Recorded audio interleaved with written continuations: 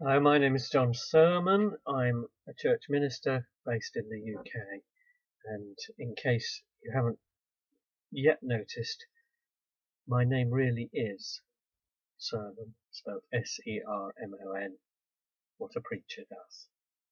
And most people, when they hear that, think it's a tremendous joke. I used to attend quite regularly at a school where they insisted that on formal address. Nowadays, the schools I go into, I'm able to let the children call me John, but it had to be Mr. Sermon at this previous school.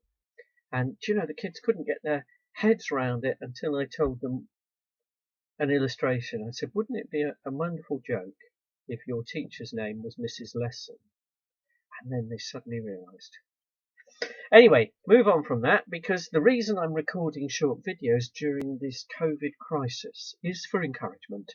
And today I want to encourage us all. I'm recording this on the day that our Prime Minister has made an announcement with what's called a roadmap towards the easing of lockdowns.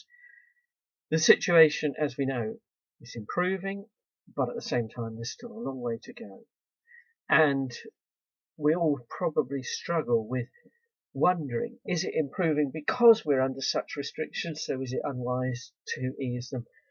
Do we still need to get rather further in terms of vaccinations reaching all the priority groups before we can risk a freer way of living?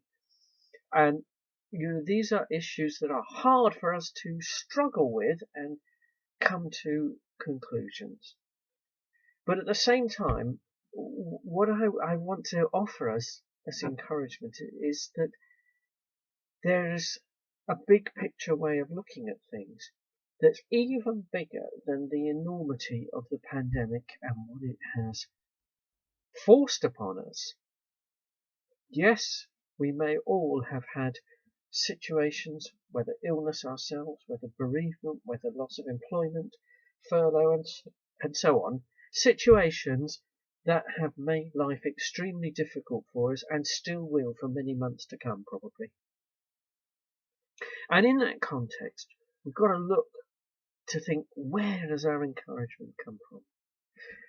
Well, if you're prepared to explore the spiritual side of life, the possibility that our encouragement does come from God is there.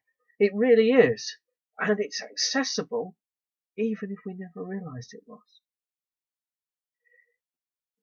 In my Sunday service yesterday, I was particularly talking about the whole issue of who it is we have faith in. Sometimes people talk about faith as faith to believe that a certain outcome can happen. And yes, there are times when Christians are genuinely called to pray for a particular outcome and need to have faith in that outcome. Faith for that outcome, I should say. But faith in the God to whom we are praying, the God in whom we place our trust, the God whose promises are trustworthy, faith in who God is, in his faithfulness, can be much more important than faith for an outcome. Because even when the outcome is bad, God will see us through if we trust him. And, take it to its extreme. There have been times, many, that I've sat at the bedside of someone close to death. Someone who knows Jesus Christ and knows that this life isn't all there is and the promise that Jesus has made for the life to come, and can actually realise and accept that the disastrous outcome of the end of this life can still be a good outcome in eternity. Now, when you begin to open up that way of thinking, what's on offer through relationship with God through Jesus Christ is so much bigger even than the pandemic and all the problems it causes. I would urge you, try exploring a relationship with God. Try praying, just talking to God like you would talk to a friend. Seek out a church that can help you, because God is wanting to be there for every one of us.